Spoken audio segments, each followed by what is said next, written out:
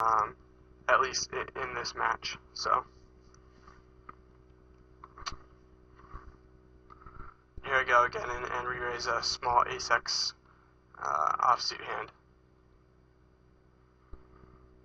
I didn't talk about this earlier when I was talking about which hands I re-raise, but one of the benefits of re-raising small ace-x offhands is that they work pretty well for balancing your range post-flop.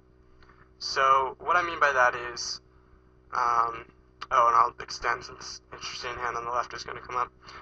What I mean by that is that, I'm re-raising hands like pocket nines, pocket tens, pocket jacks, obviously. And lots of times with those hands, there's going to be boards that come out that I think the best play for that specific hand is to check the flop. So if the board comes out, king 8, or say like king 8 5, and I have pocket nines, I think the best play versus a lot of people in a lot of situations is to check the flop with pocket nines. Or I guess I should make it an ace-high board. So say the flop is ace 8 5, and I have pocket nines. I think the best play is often to check the flop. But that makes it pretty tough to play if you're only checking weak pairs on those type of boards. So by having these ace-x offhands in my range that are low ace-x's, like ace deuce, ace 3, etc., I can actually do the same thing on those types of flops with those hands. Check and call, flop, turn, etc. And I don't feel as bad about folding my pocket nines when I get two-barreled on an ace 8 5 flop as the 3-better, because I know I'm calling both those streets with my ace-x hands, and I think that kind of prevents me from being exploited too hard by most players when I think checking is better with the pocket nines.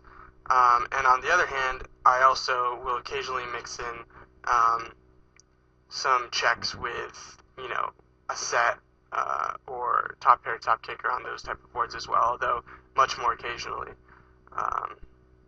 than the other hands. So anyways, on this table on the left, I go for my first 4-bet, and it's a hand a7 off that has some card removal effects. Lessens the chance of him having ace-jack and ace-jack plus and pocket aces by about 25%. So I go for a 4-bet. I haven't 4-bet yet, and he has been 3-betting about 15% of hands. So my fold equity is fairly high here. I'm risking $12 to win $7. So I need that to work a little over 60% of the time, about 61 or 62% of the time, just to show a profit with any two cards, with nothing post flop, just assuming he shoves or folds.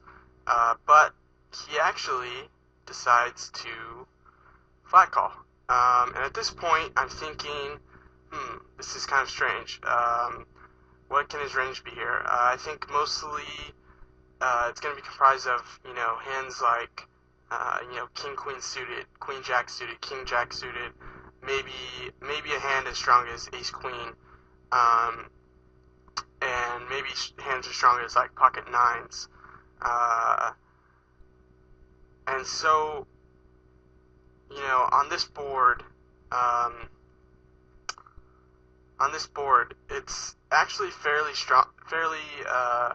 hard for him to have a very strong hand, and for that reason, I think checking becomes a fairly good option, because he probably has a fair amount of unpaired broadways that will either have the opportunity to bluff on turn and river, or might pick up a pair on turn and end up paying off at least one street. And at the same time, if I do bet, I think my bet size needs to be pretty small. And I actually make a mistake on this hand by betting a little over half pot. I think my bet size should be less than half pot on this flop. The reason being is that I probably want to set it up so I can bet 3 streets. And if I bet more than half pot on the flop, like I did, I end up betting about 14. That leaves about 1.5 pot size bets left on the turn, which is just super awkward when there's no draws out, and it doesn't make sense to really be overbet shoving much of my range. So I think a bet of like $8 or $9 is pretty cool on this flop if I do bet, and I think checking is also a fairly good option. If I think that it's not that likely he'll play back at a bet on the flop. So anyways, I'll get back to the gameplay here. I do end up betting, and he actually check raises, which like almost a min check raise, and it's pretty strange on this board for him to be check raising basically any hand. He should probably check call with his whole range that's continuing here.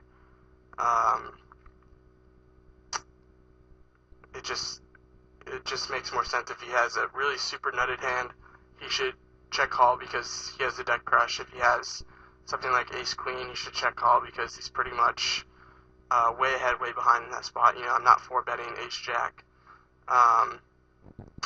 And if he has a bluff, I don't think a bluff check raise is going to show much of a profit, given that I'm not bet folding any value hand here, and excuse me, and I don't have a whole lot of bluffs in my range when an ace high board comes out. Most of my 4-bet bluffing range is going to be ace-x hands. So any showdownable hand that I have, I'm just going to check behind on the flop. So I don't really think a bluff check raise on his part is all that great. And that said, once he does check raise, it really doesn't make much sense for me to do anything other than shove. If I had flatted, there'd be, a little over half pot size bet on the turn. I don't think he's ever bluffing that, and given that, I should just shove it in. And he actually tanks, which is a little weird. I don't know if he was just Hollywooding on me or what, but if he did check raise a hand like ace jack here and then fold, I think that overall line is pretty much terrible. So if he's out there watching this and he did do that, you might not want to do that in the future. So at this point in the match, I certainly have some momentum. I'm up about a buy-in, I think, and he hasn't really won any substantial pots, I don't think. So I pretty much want to keep the pressure on and maybe increase it in some spots, especially pre-flop, like I'm about to do here on the left.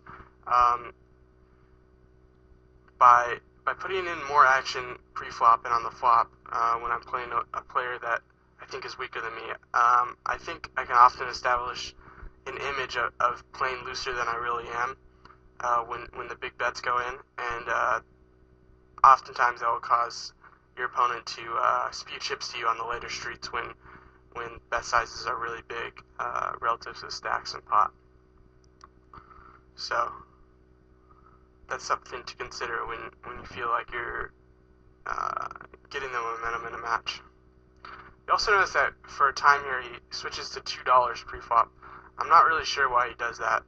I really don't have an explanation. I think he goes back to potting it pre-flop soonish, so I really don't know what to make of that. On the left, no other option than to check call, and on the right, really no other option than to bet. If we had some type of draw, some type of weak draw, like if I had like ace-3 here on the right, I'd often check behind given the showdown value and the weak draw, but with 4 high, you pretty much always need to bet. Anytime he folds a better high card, which, anytime he folds, he will have a better high card. Alright guys, the end of